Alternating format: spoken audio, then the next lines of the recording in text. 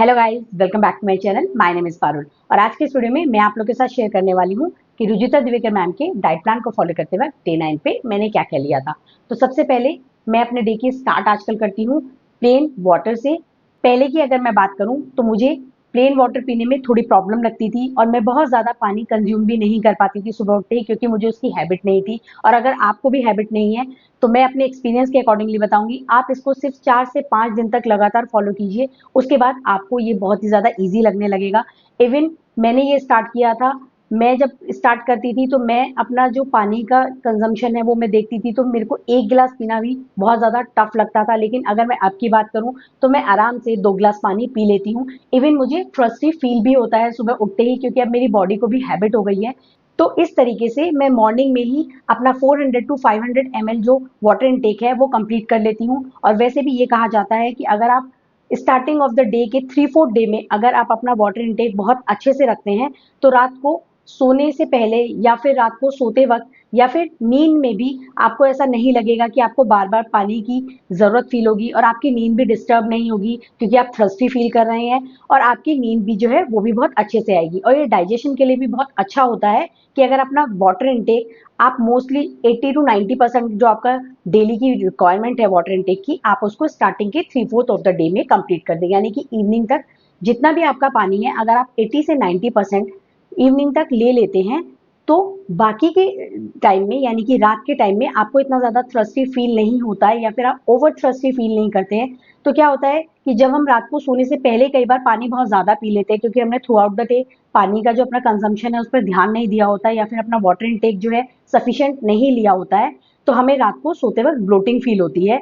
या फिर कई बार तो ऐसा होता है कि हम इतने ज़्यादा अनईजी फील करने लगते हैं कि हमें बार बार या तो वॉशरूम जाने की ज़रूरत पड़ती है, और फिर हम बार बार वॉशरूम जाते हैं, पानी पीते हैं, तो इससे हमारी नींद बहुत ज़्यादा डिस्टर्ब हो जाती है। और इस तरीके से सुबह उठ के पानी पीने से मुझे ऐसा लगता है कि मेरा वाटर इनटेक काफ़ी बढ़ गया है पहले के कंपैरेटिवली। उससे मुझे क्या बेनिफिट मिला है, जो मेरी शुगर क्रेविंग्स थी या फिर मेरी जंक फूड की जो क्रेविंग्स थी वो काफ़ी ज़्यादा कम हो गई हैं। तो इससे मुझे एक ये एक्स्ट्रा बेनिफिट भी मिला है और मेरा वाटर इनटेक तो काफ़ी सही हो ही गया है। और अगर मैं बात करूं इसके बाद की, तो इसके बाद मैं लेती हूँ सोक्ड नट्स, जिसमें मैं 5 सोक्ड आलमंड्स लेती हूँ विदाउट पील। फिर उसके बाद मैं अपना ब्रेकफास्ट लेती हूँ, और मैं पूरी कोशिश करती हूँ कि मैं अपने ब्रेकफास्ट में फुल वैरायटी रखूँ। यानी कि वीक के 7 डेज में मैं एटलीस्ट उन 7 डेज में कोई भी जो मैंने कंज्यूम किया है ब्रेकफास्ट उसको रिपीट ना करूँ। तो उसके लिए मैं क्या करती हूँ, मैं हेल्दी ब्रेकफास्ट के काफ़ी सारे ऑप्शंस जो है वो पहले से ही सोच कर रख लेती हूँ, या फिर मैं अपना जो वीकली प्लानर होता है उसमें मैं वो डाल देती हूँ कि हाँ मुझे उस दिन ये कुक करना है। हाँ, कभी कभी वो चेंज हो जाता है अकॉर्डिंग टू किसी का कुछ और खाने का मन हो, जिसमें मैं पराठा भी डालती हूँ। मैं उसमें वर्मिसेली, पोहा, कभी अप्पे, कभी ओट्स के चीले, या फिर अगर मैं बात करूँ ब्रेड की तो मैं वीक में 2 बार ब्रेड भी कंज्यूम करती हूँ, लेकिन मैं उसको जितना हो सके हेल्दी रखने की कोशिश करती हूँ। यानी कि मैं उसके साथ जो ऑप्शन रखती हूँ वो काफ़ी हेल्दी रखती हूँ, और ब्रेड भी जो है वो मैं हमेशा आटे वाली यूज़ करती हूँ। पहले मैं वीक में 3 टाइम्स ब्रेड लेती थी, लेकिन अब जब से मैंने ये डाइट प्लान फॉलो या फिर मैं कहूँ ये गाइडलाइंस फॉलो करनी स्टार्ट करी हैं, तो मैंने उसको कम करके 2 टाइम्स कर दिया है। क्योंकि घर में सब लोगों के लिए सेम नाश्ता बनता है मोस्ट ऑफ द टाइम, तो मैं सबको एकदम से ये सब चीज़ें रोक नहीं सकती हूँ सबके लिए, तो इसीलिए मैंने उसको थोड़ा सा कम कर दिया है।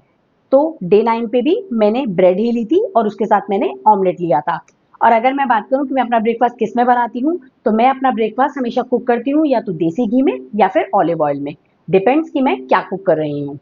और इसके बाद मैं कोई भी मिड मॉर्निंग स्नैक नहीं लेती हूँ, मैं डायरेक्ट अपना लंच लेती हूँ जो मैं 2 o'clock से 2:30 के बीच में लेती हूँ।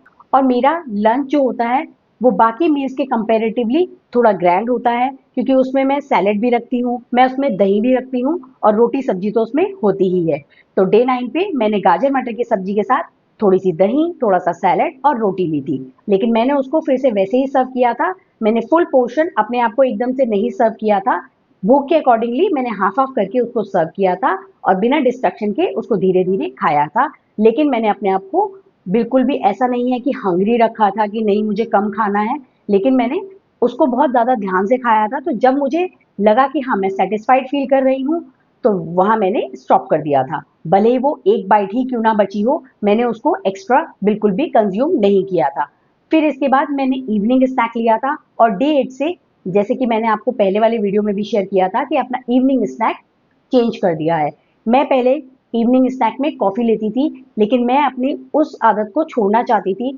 वंस इन अ व्हाइल हो सकता है कि मैं कभी-कभी अभी भी कॉफ़ी ले लूँ, लेकिन मैं पूरी कोशिश करूँगी कि मैं एटलीस्ट वीक में 5 टाइम्स तो कॉफ़ी ना लूँ, क्योंकि मेरी जो कॉफ़ी है वो 5 ओ क्लॉक और 4:30 के बीच में ही होती है। वैसे आपको 4 ओ क्लॉक के बाद अगर आपको सोने में दिक्कत होती है तो आपको कैफ़ीन नहीं लेनी चाहिए, लेकिन मेरा जो लंच है वो ऑलरेडी 2:30 या 2:45 तक फिनिश होता है, तो उतने बजे तक मैं उसको नहीं ले पाती हूँ, यानी कि 4 ओ क्लॉक तक मैं अपना इवनिंग स्नैक नहीं ले पाती थी। इसीलिए मेरी जो कॉफ़ी है वो थोड़ा लेट हो जाती थी और वो मेरी नींद में डिस्टर्ब कर रही थी और मुझे वैसे भी अपनी कैफ़ीन का जो अमाउंट है वो कम करना था।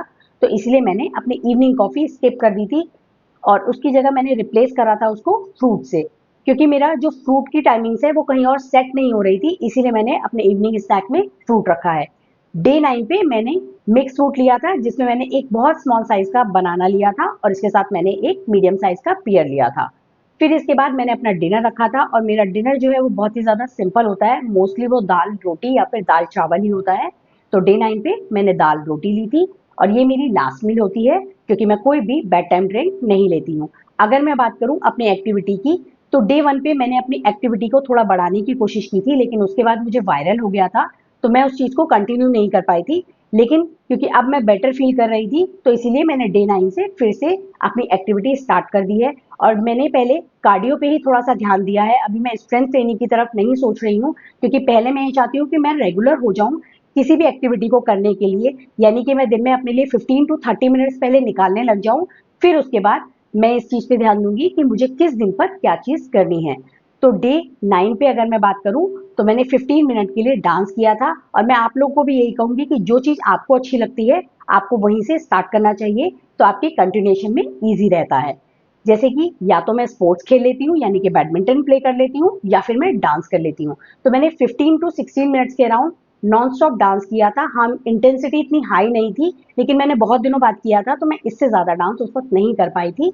तो मैंने उसके बाद ब्रेक ले लिया था। मैंने ये सोचा था कि मैं इसको इवनिंग टाइम में करूँगी, क्योंकि मैंने जब ये पहले किया था, तो मैंने ये अपने ब्रेकफ़ास्ट और लंच के बीच की टाइमिंग पे किया था, क्योंकि उस टाइमिंग में वो मेरे को बेस्ट सूट करता है, क्योंकि मेरे लंच और ब्रेकफ़ास्ट के बीच में गैप काफ़ी ज़्यादा होता है। तो मैं लंच से हाफ एन आवर या फिर 1 आवर पहले अपनी कोई भी एक्टिविटी को इंक्लूड कर सकती हूँ। तो मैंने इसको 1 बजे के आसपास किया था और अगर मैं बात करूँ कि मैंने कितनी कैलोरी बर्न करी थी, तो वो थी 100 कैलोरी। वैसे ये इतना ज़्यादा इम्पोर्टेंट नहीं है कि आप ये चेक करें कि आपने कितनी कैलोरी बर्न करी है, लेकिन मुझे ये चेक करना अच्छा लगता है, तो इसलिए मैंने ये चेक की थी। So that's it for today. Hope you like my video. If you like my video, please give it a thumbs up और इसी तरह के और कंटेंट के लिए please consider subscribe to my channel, hit the notification bell, share it with your friends and family. See you soon with another video. Till then, take care. Bye bye.